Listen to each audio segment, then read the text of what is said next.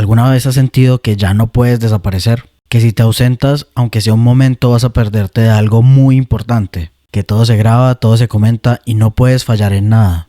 Hace unos días un hecho se volvió muy viral y eso me dejó pensando en algo que quizás muchos sentimos.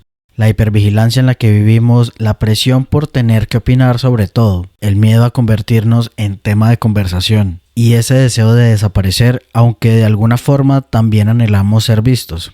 Acompáñame a sobrepensar todo esto.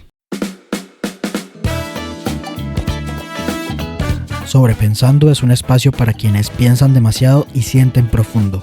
Aquí exploramos pensamientos, historias y emociones, todo lo que nos hace humanos, siempre desde la reflexión, sin sustituir un acompañamiento terapéutico.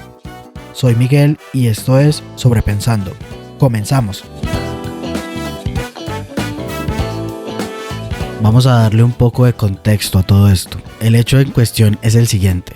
Hace unos días, en un concierto de Coldplay, pues estaban haciendo una dinámica de una especie de kiss cam. Entonces enfocaron a una pareja, a un señor y una señora. Y cuando estas personas fueron enfocadas, su actitud fue como de huida y de miedo, como de vergüenza. Y ocultaron sus caras y pues como que fue muy evidente lo incómodos que estaban. Alguien estaba grabando en ese momento pues esas pantallas que estaban proyectando lo que estaba sucediendo y esa persona subió este video a redes y ahí empezó todo este efecto bola de nieve. Se descubrió la identidad de las personas, resulta que él y ella ambos trabajaban en una empresa, el CEO, ella también trabajadora de la empresa. Cada uno estaba casado y pues lógicamente las críticas empezaron a llegar. Todos opinaban, todos sabían, todos tenían algo que decir. Y más allá del chisme y del morbo y todo lo que puede generar este tipo de sucesos, yo me quedé pensando un poco en lo vigilados que estamos y en lo que significa vivir hoy en día sabiendo que en cualquier lado hay cámaras y que en cualquier momento y cualquier situación puede ser expuesta a los ojos de cualquier persona que se atribuye la potestad de juzgarte. Y en cómo las redes ya no son solo utilizadas para contar historias o mostrar sucesos, sino también para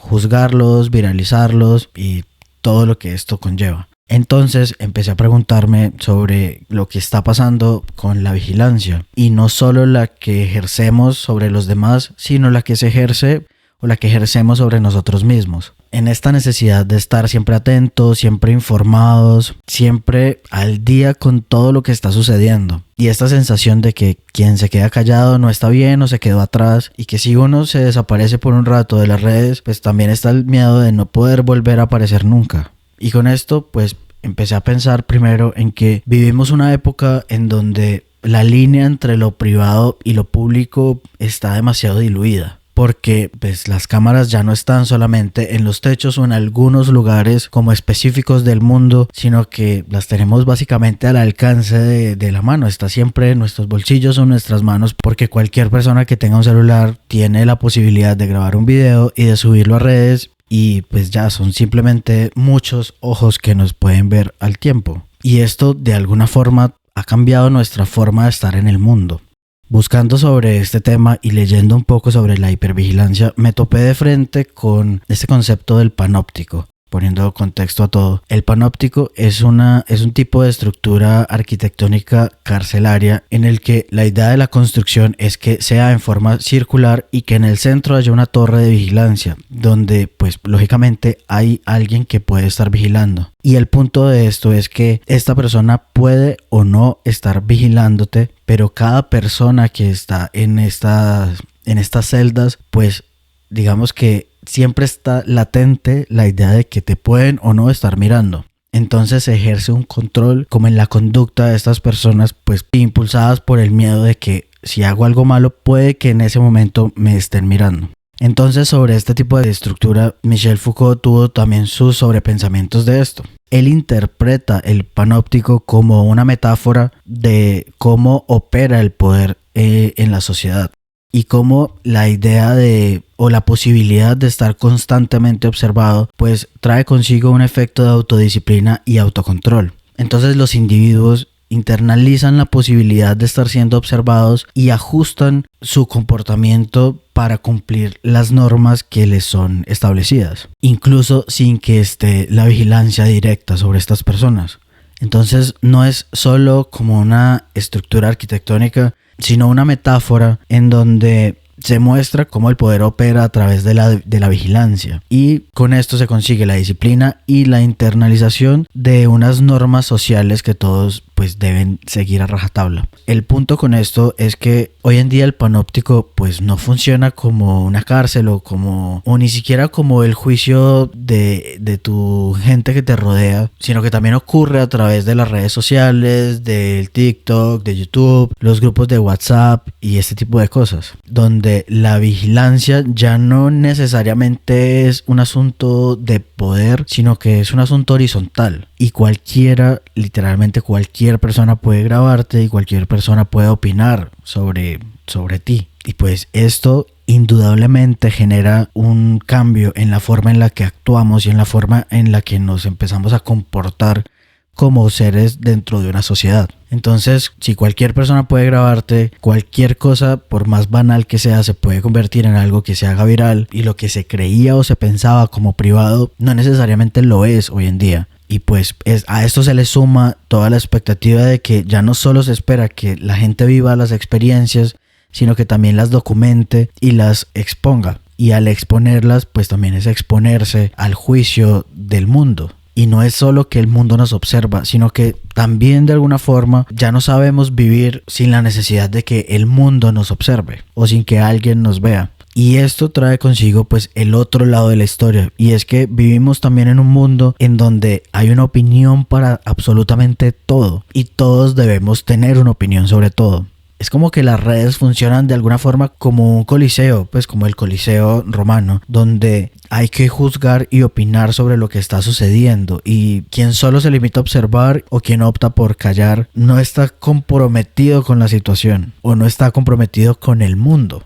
Y la presión, como siempre, las presiones que vienen de fuera se convierten en presiones que luego se van dentro de cada uno. Entonces también sentimos que si no nos posicionamos sobre algo, pues no estamos como existiendo. Y según las redes, pareciera que quien primero opina es quien gana. Entonces se premia la rapidez, pero no la profundidad de esas opiniones o de ese pensamiento. Eso hace que muchas veces hablemos desde la reacción y no desde la reflexión. Que esto de alguna forma lo tocamos cuando estábamos hablando sobre el odio en redes sociales, porque se vuelve mucho más importante decir algo que decir algo con sentido, o decir algo luego de que pase por un proceso de reflexión. Entonces el que se detiene a pensar básicamente está llegando tarde, y con la saturación de información que hay en este momento, pues también se genera la presión de que hay que saberlo todo, absolutamente todo. Hay que saber ni siquiera lo grande, sino que hubo un temblor en tal lado, que pasó esto, que en tal país sucedió esto, que aquella persona dijo aquella cosa, que este artista tuvo tal posicionamiento, que esta película no le fue bien, que salió esta serie. Todo, hay que saberlo todo en todo el tiempo, y hay que tener opiniones sobre todo lo que sucede. Y la verdad es que no tenemos ni el tiempo ni la salud mental para digerirlo todo. Y por eso muchas veces se terminan repitiendo discursos de otros o ideas de otros que no son ni siquiera las ideas propias, pero no hay tiempo para sentarte a pensar en qué es lo que pienso sobre un tema y averiguar, investigar y cómo llenarte de herramientas para que tengas tus propias ideas, tus propios juicios o tus propias opiniones, y se toman a la ligera las opiniones de otras personas como propias, solo por llenar o satisfacer la sensación de que estoy cumpliendo con algo que es mi deber. Porque quien no reacciona es alguien sobre quien caen las sospechas de que es alguien insensible, de que es alguien ignorante, de quien es alguien muy flojo porque no le interesa el mundo.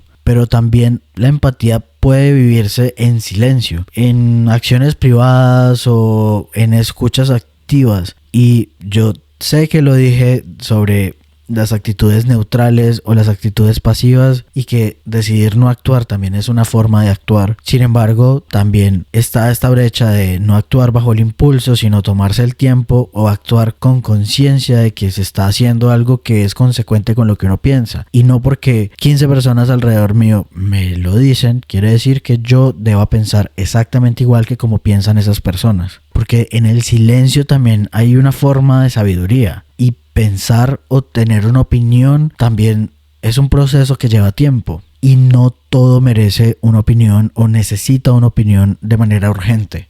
Pues no es solo que todo esté pasando, sino que sentimos que tenemos que enterarnos de absolutamente todo. Entenderlo todo, procesarlo todo. Y eso agota, pero esta exigencia ha traído consigo el doom scrolling, que es este impulso automático de deslizar y deslizar y deslizar sin parar, buscando algo que ni siquiera sabemos muchas veces qué es lo que estamos buscando. Y a esto se le suma todos los titulares que están encaminados a hacer clickbait, a captar tu atención de forma súper urgente y hacer que todo parezca urgente. Con un no podrás creer lo que pasó, último minuto, urgente, esto es lo más importante. Un montón de estrategias que se han hecho para que tu atención esté ahí y para que el sentido de urgencia pues también esté presente en todas las personas. Porque esta economía de la atención se alimenta indudablemente de nuestra ansiedad. Nos volvemos adictos a la novedad, pero no a entender qué está pasando, sino a simplemente saber. Esto se ha conocido como Media Saturation Overload. Esto es sobrecarga de saturación mediática.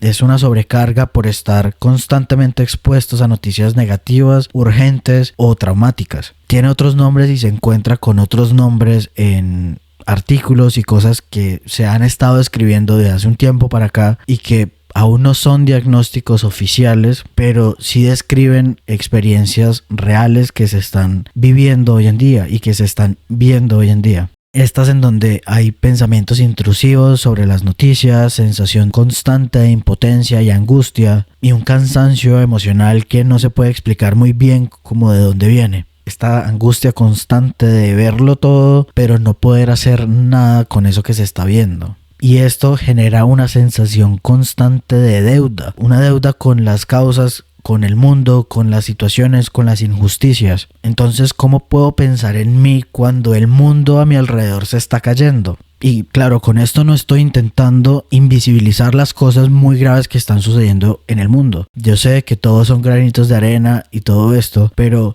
llegar a este pensamiento de cómo puedo pensar en mí cuando el mundo se está cayendo, pues no creo que haya una insensibilidad en eso, pero si mi salud mental y mi salud física se están viendo comprometidas de alguna forma y siento que estoy entrando en un ciclo vicioso de más ansiedad, pues más ansiedad por saber o por lo que sé, pero entonces quiero saber porque necesito enterarme de más cosas, entonces caigo y sigo mirando y entonces eso me genera más ansiedad y más culpa y más peso y así entramos en este círculo vicioso, pues eso que se disfraza de estar comprometidos realmente nos va apagando, porque por querer ser ciudadanos informados muchas veces terminamos siendo mentes agotadas y esta sensación se empieza a vivir en silencio, esta angustia se empieza a vivir en silencio, como si fuera parte de lo normal. O sea, lo normal es estar siempre pensando en lo que está pasando o lo que puede pasar a infinitos kilómetros de distancia de donde estamos, y tal vez no sea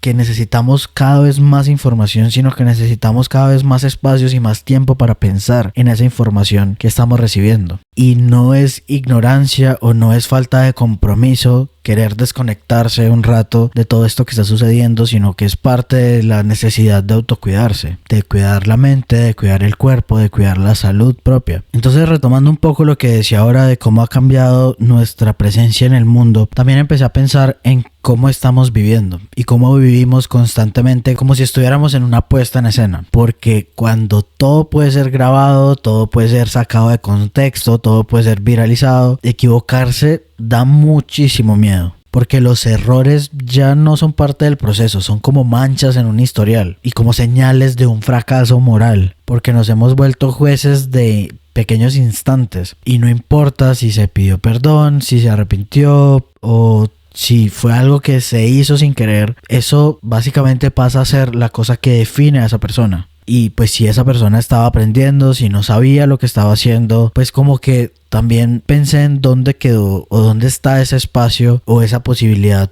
para que cada quien evolucione. También entiendo que hay cosas que pues básicamente están mal, eso lo tengo muy claro, pero también pienso en otras cosas que también son parte de la vida, como del proceso de aprendizaje de cada persona. Y a veces personas que son inocentes de alguna forma quedan como atrapadas en un fuego cruzado de mensajes y de juicios y son castigadas no por lo que son, sino como por un pequeño instante o un fotograma de un panorama que es muchísimo más amplio. Un error no es una persona, pero en esta era digital sí puede volverse como el calificativo o la identidad pública. Y cuando este error se hace viral, aparece, creo que es lo peor que hay, que es el doxing. Un montón de términos que aprendí cuando estaba buscando sobre este tema que estaba pensando. El doxing es como la exposición pública de información que es privada, de nombres, de documentos, de parejas, familiares. Toda la información que es privada se empieza a volver pública. Entonces eso no solo afecta a la persona que está siendo señalada, sino a todo su entorno y todas las partes de la vida de esa persona. Entonces el doxing sucede cuando la indignación del mundo no solo se queda en el juicio, sino que también necesita de un castigo real, que haya consecuencias para esa persona. Entonces a alguien que se le encuentra haciendo algo que es moralmente inadecuado, cuyo contexto ni siquiera es conocido para todos los demás, después de que es expuesto, no solo se queda en que esté el juicio sobre la imagen que se grabó y sobre la imagen que se hizo viral, sino que también se le tiene que exponer a toda su familia, a todos sus seres cercanos, a todos sus hijos, al lugar donde trabaja, y se busca que haya consecuencias no solo digitales, sino que también que haya consecuencias en cuanto a su trabajo, en cuanto a su familia, en cuanto a su entorno, y que esa persona dé la cara al mundo y le pida disculpas al mundo cuando esa persona no le hizo nada al mundo. Esa persona hizo algo y las personas que son directamente afectadas por esa situación pues deben ser quienes reciban o no una disculpa o una excusa o unas palabras con respecto a eso que sucedió, pero las demás personas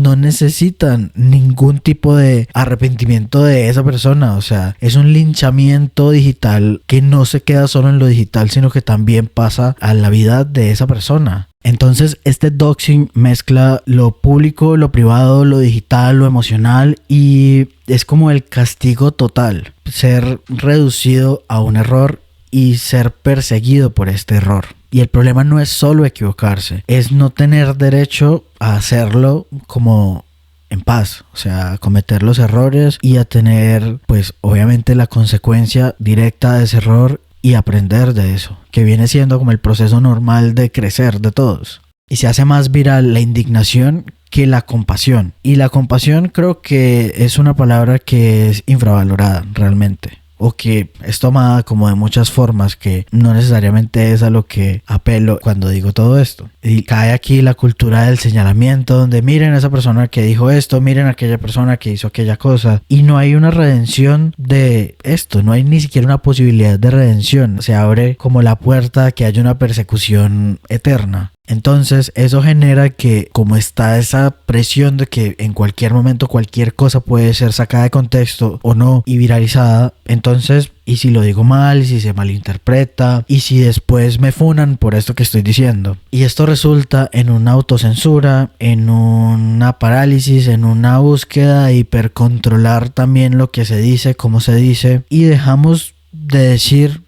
también cosas que quizás vale la pena decir. Retomo algo que dije cuando estaba hablando en el episodio de odio en redes sociales, y es que no todas las opiniones están bien o deben ser respetadas. Para mayor como contexto de escuchar ese episodio. Entonces, volviendo al punto, estamos volviendo del error, o estamos haciendo del error una condena, y eso no solo daña a quien se equivoca, sino a todo su entorno, y también hace que se silencien a muchos que todavía están apenas aprendiendo. Todos tenemos derecho a equivocarnos, todos no sabemos todo, todos somos demasiado ignorantes en un montón de cosas, y tenemos derecho a decir las cosas con respeto, sin meternos o sin ofender o sin lastimar a otras personas, y que otras personas que saben más de eso o que tienen otras vivencias, pues también te digan con mucho respeto las cosas y como que te ayuden también a crecer. El crecimiento también es un proceso que se puede dar en comunidad, pero una comunidad que no te ponga siempre bajo el juicio y bajo la lupa, y donde se esté todo el tiempo sintiendo que si dices algo, pues la consecuencia no va a ser que te intenten educar o que te intenten enseñar o que te muestren tu error,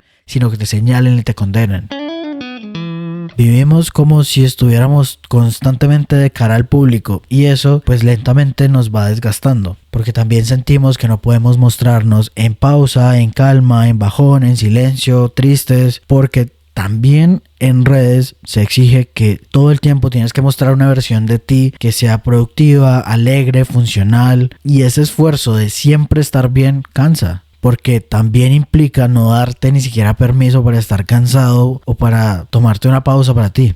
La exposición constante o la sensación de exposición constante parece agotar esta resiliencia. Cuando una persona está constantemente sometida a estímulos externos como noticias negativas o este tipo de cosas, su capacidad para resistir, para adaptarse, para recuperarse emocionalmente se va debilitando con el paso del tiempo. Es decir, estar todo el tiempo expuesto a juicios, expuesto a información, a comparaciones, a expectativas, como que de alguna forma agota los recursos internos que normalmente utilizamos para afrontar los desafíos de la vida. Entonces, cosas que antes se podrían o que de otra forma se podrían haber manejado con calma, ahora nos abruman más rápido, nos hieren más hondo y nos dejan más cansados. Entonces cosas pequeñas se vuelven enormes porque ya no hay reservas internas para resistir y ser resiliente con estas situaciones. Y si la mente está saturada, pues el cuerpo también lo siente. Y todo lo que no puedes controlar hace que nos sintamos impotentes. Y muchas veces la reacción a esa sensación de impotencia es la ira. También llegan los pensamientos intrusivos sobre las noticias, una tensión en el cuerpo, el insomnio, la falta de energía y una desconexión con las actividades que normalmente disfrutábamos. No es solo que estemos más ansiosos y que estemos en un momento donde hay mucha más ansiedad en el mundo, sino que también estamos expuestos sin descanso, y vivir así no es sostenible a largo plazo.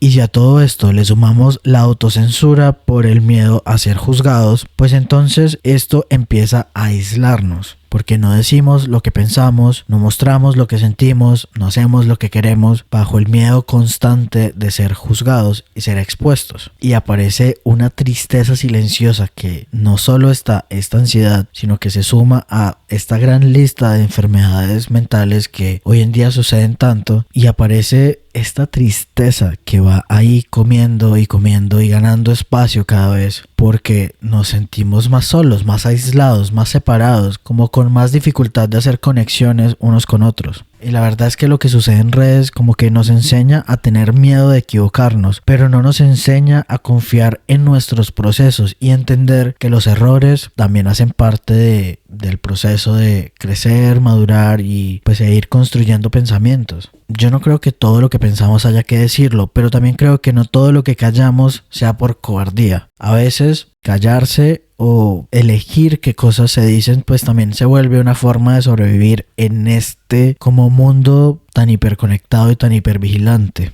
Y aquí entra esta paradoja de querer que nos vean, pero también querer desaparecer. Querer pertenecer, pero también querer que nos dejen en paz. Es como vivir atrapados entre dos deseos que se contradicen, pero que nos habitan al mismo tiempo. Por un lado, necesitamos sentirnos parte de una comunidad. Queremos estar al día, no quedarnos por fuera. Queremos opinar, conectar, construir algo juntos. Y en este sentido, el silencio absoluto por parte de los demás también duele porque la soledad pesa, pero por otro lado también necesitamos pausa, necesitamos distancia, necesitamos tiempo para nosotros mismos. Hay días en los que no queremos saber de nada ni de nadie, no queremos que nos miren, ni que nos hablen, ni que nos opinen, y encontrar el equilibrio entre estas dos orillas empieza a resultar complicado. Y creo que el camino no está en decidirme por una o por otra, sino en aceptar que ambas cosas conviven o que ambas necesidades conviven. Hay temporadas de más exposición y hay otras de más silencio. Hay cosas que requieren sentirte parte de una comunidad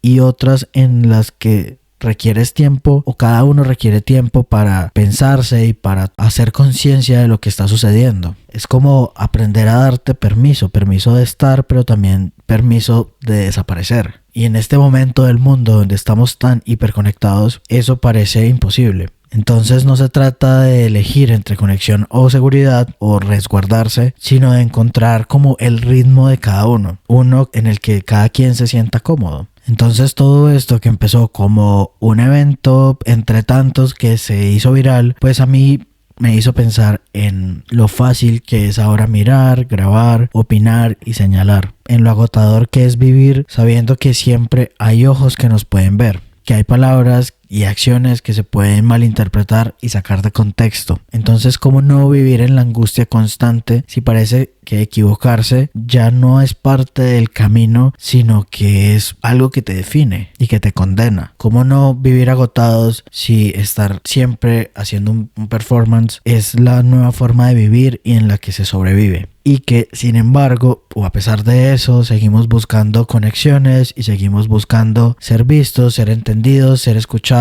encontrar comunidad, a pesar de que también queramos muchas veces escondernos y bajar la guardia y simplemente alejarnos de todo. Creo que se trata de no olvidarnos que de este lado, del otro lado y de todos los lados, al final de cuentas todos somos personas, y como personas tenemos derecho a equivocarnos, a resarcirnos, a hacer cosas y luego aprender de esas cosas. Y sí, que somos personas, que no actuamos como personajes, con excepciones, pero en general somos personas que sufrimos, que tenemos nuestros pesos, nuestras cargas, y estamos intentando hacer lo mejor que podemos. Ahora vamos con la sección de frases que no me representan. Para esta sección de frases que no me representan, la idea es traer un par de frases sobre el tema del que hablamos en el episodio y digamos que de alguna forma sobrepensarlas un poco para no simplemente repetirlas así al aire, sino como entender un poco las palabras que uno muchas veces repite o que muchas veces le repiten a uno. La primera frase es: tú lo publicaste, ahora aguanta las consecuencias. Esta frase es muy repetida y no necesariamente con esas palabras, pero viene de esto de: ya lo pusiste en redes, yo puedo opinar lo que quiera sobre eso. O ya está en redes y ya puedo opinar, aguántate mis opiniones. O sea, sí, de alguna forma, por supuesto, si está ahí en redes, digamos que cada quien puede tener sus opiniones. Y repito, si son opiniones que vienen desde el respeto y desde como la empatía y también la compasión por el proceso del otro, pues listo. Por supuesto que si es una opinión que viene desde un lugar de odio, pues el odio genera más odio. Pero creo que lo que me hace ruido de esta frase es que publicar algo no debería convertirse en, o no le abre la posibilidad necesariamente de que eso que se publicó o eso que está publicado por alguien más sea el blanco de odio, de ataques, de destrucción, porque pues claramente todos nos podemos equivocar, todos podemos cambiar de opinión y todos como que merecemos ese derecho de crecer. Y que eso que se dijo o eso que está publicado no se vuelva la excusa para martirizarnos y para castigarnos por siempre. Claro, o sea, todo lo que empieza a volverse público pues deja de estar en nuestro control, pero como que siento que eso, el hecho de que sea público, no le da el derecho a nadie más de juzgar sin un contexto, de castigar sin compasión y de humillar sin que haya un límite. Lo público no implica que el castigo sea ilimitado, es algo público y en verdad si alguien va con opiniones desde el respeto y desde la empatía y desde todo esto, o sea, creo que lo que deberíamos estar buscando es cómo mejorar todos en conjunto como sociedad y no desde la superioridad moral de yo sé, tú eres un tonto, o yo sé, lo que tú hiciste está mal por esto y eres un tal pum pum pum, porque son un montón de adjetivos y calificaciones que no sabemos y la otra persona está aprendiendo o no quiere aprender, pero pues es el proceso de esa persona también, ¿no?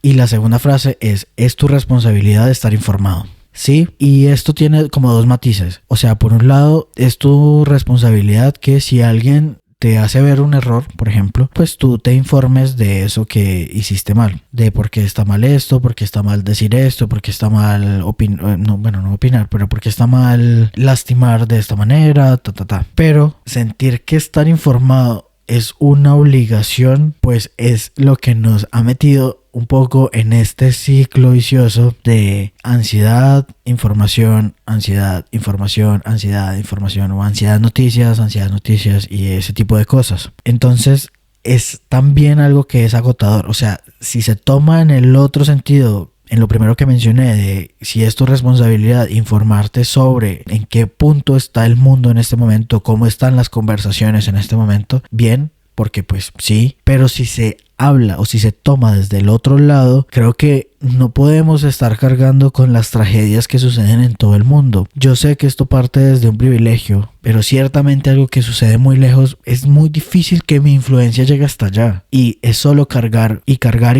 con un montón de peso que no me corresponde, sino que no sé qué hacer con todo esto. Y se empieza a volver una carga y se empieza a volver una frustración constante de que no puedo hacer nada por eso, por más que quiera. Y ciertamente desconectarse un poco de algunas cosas, pues también es una forma de cuidar la mente y de cuidar la salud de cada persona. Porque creo que compartir algo no te tiene que condenar, pero saberlo todo tampoco te va a salvar. Y en este mundo hiperconectado, hipervigilante, también necesitamos espacios para respirar, para ser cada uno, para desarrollarnos y para ser humanos también.